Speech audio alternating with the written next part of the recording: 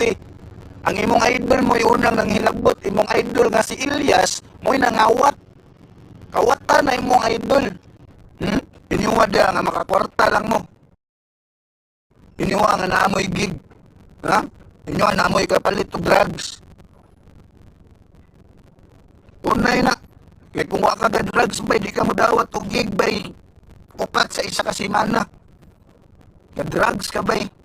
Nakuha na lang ng i-mention o apel po diri. Klaro man na. Matulog ka sa biyahe. Hindi abot ni mo tugtog. Pinuang na.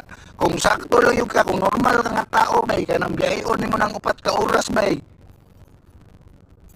Di na ni mo mahimo bay, di kang kagig. Di na ni abot ya, gig na po. Abot ni mo pikas lugar, gig na po.